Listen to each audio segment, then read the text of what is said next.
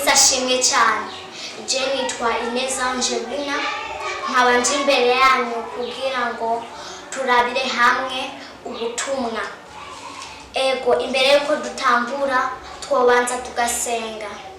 Data Mana mushobora byose, Data Mana kibenge kizima, turagushimira mwami kuvyo mwami dukorera. Mwami wakoze mwami kuba wabanye natwe mwami kuva mu gitondo uratugeza no mango. None mwami tugiye mwami mu mwanya w'ijambo ry'Imana. Ndagusavye mwami ngo umuntu wese mwami aze gutahura. Mwami ntabaye jenza kuvuga ariko mwami izina ryawe mwami abarito mwami riza kumvikana. None mwami rero twizeye mwami yuko mwami ivyo twasenze mwami wowe mwami uza kwishura mu izina rya Yesu Kristo, amen. Numva tworabira hamwe muri Luka 17 umurongo wa 11 kugeza ku murongo wa 19. Ijambo ry'umutwe riravuga ngo Yesu akiza abanyamibembe 10. Umurongo wa 11, maze bari mu nzira baja i Yerusalemu, aca hagati y'Isamariya ni Galilaya. Ashitse mu mihana asanganirwa n'abanyamibembe 10. Bahagarara kure baratabaza cane bati, Yesu umwigisha tugirire imbabazi. Ababonye arababwira ati, nimugende mwiyereke abaherezi. Bariko baragenda barakira barahumanuka. Umwe muri bo abonye akize agaruka ahimbaza Imana n'ijwi rirenga, yikubita imbere y'ibirenge vyiwe aramushima. Kandi uyu yari umusamariya. Yesu arabaza ati, ntibahumanutse bose uko ari 10? Abandi 9 bari hehe? Nta bandi babonetse ngo bagaruke guhimbaza Imana atari uyu munyamahanga? Kandi aramubarira ati, va hasi ugende, ukwizera kwawe kuragukijije.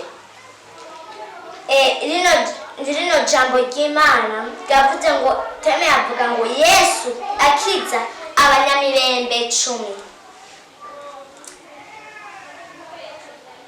Ashitse hano ku murongo wa 12 hatubwiye ngo ashitse mu mihana asanganirwa n'abanyamibembe 10.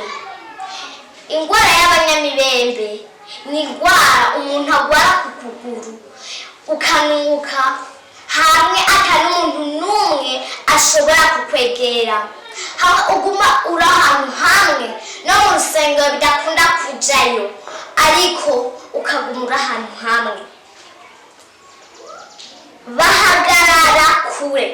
Nababwiye yuko utoshobora no kwegera n'umuntu n'umwe, uguma uri wenyene. Baratabaza cane bati, Yesu mwigisha tugirire imbabazi. Ababonye arababwira ati, nimugende mwiyereke abaherezi. Yababwira ati, nimugende mwiyereke babandi basohora mu rusengero. Ati mubereke ko Imana ishoboye byose yabakijije. Bariko baragenda barakira barahumanuka. Bakiriko baragenda barakira bose, barakira ya ngwara bari bagwaye.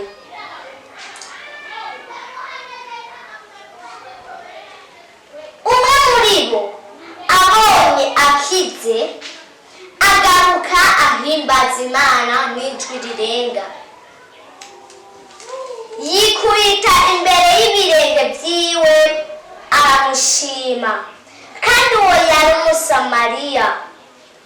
Mbe umuntu yagarutse kumushima yari uyu, yari wa muntu wo mu mahanga. Niwe yibutse ati Imana yankoreye ibikorwa bitangaje, hadasubira inyuma nje kumushimira ati Mana wakoze kubona wankijije. Yesu arabaza ati ntibahumanutse bose uko ari 10? Abandi 9 bari hehe? Impamvu Yesu yabajije ati ngo none bose ntibakize, babandi 10 babandi 9 bari hehe? Kubera iki hagarutse gushima umuntu umwe wenyene? Byaramutangaje cyane, bituma avuga abaza kino kibazo ngo ntibahumanutse bose uko ari 10? Abandi 9 bari hehe? Nta bandi babonetse ngo bagaruke guhimbaza Imana atari uwo munyamahanga. Kandi aramubarira ati va hasi ugende, ukwizera kwawe kuragukijije. Amen. Rino jambo jewe ryamfashije cyane, bivuze ngo Yesu ahashitse ibintu byose birahinduka. N'ingwara wari urwaye iminsi myinshi urakira. Hariho n'inkuru yo mu ijambo ry'Imana ivuga ngo Yesu yakijije umuntu yaragwariye ku kidengeri Betesida amaze imyaka myinshi cyane. Rero muntu numva no guhamagarira kuza gusenga Imana. Nimba utahora usenga, ndagusabye woza gusenga, kuko umuntu asenga arafashwa cyane, kuko Yesu agenda aramukiza, agenda arabona uko Yesu akora, agenda arabona ubushobozi bw'Imana, maze akaronka amahirwe yo kuzobana na Yesu mu ijuru. Numva rero twahumiriza tugasengana n'umuntu agwaye indwara iyi n'iyi, tugaca twongera tugasengera n'umuntu yoba yifuza gukiza. Ego numva twotangura tugasenga. Data Mana mushobora byose, Data Mana kibenge kizima, turagushimiye Mwami kubyo Mwami dukorera.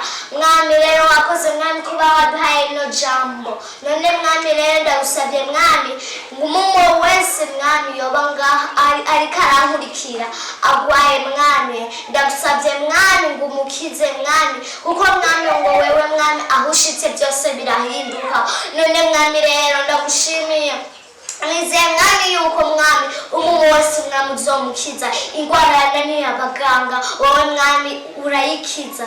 Rego Mwami ndagushimiye Mwami kubyo ukora Mwami, waje ngaha kwisi Mwami ngo ducungure Mwami dukize Mwami, ntiwazanywe n'ikindi Mwami ari kudukiza no kuducungura Mwami.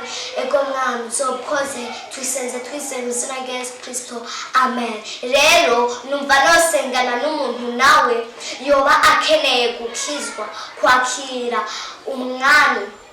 Data Mana mushobora byose, nongeye gusengera Mwami umuntu Mwami yoba ashaka Mwami gukizwa. Ndagusabye Mwami ngo Mwami umurongorere Mwami gukizwa, maze Mwami azobane nawe Mwami mu ijuru yakijijwe. Asigaye Mwami ndagusabye Mwami ngo ntazobe mu ishengero, ariko Mwami ngo azogume Mwami akijijwe. Ego Mwami uzokoze, twisenze mu izina rya Yesu Kristo. Amen. Amen. Amen.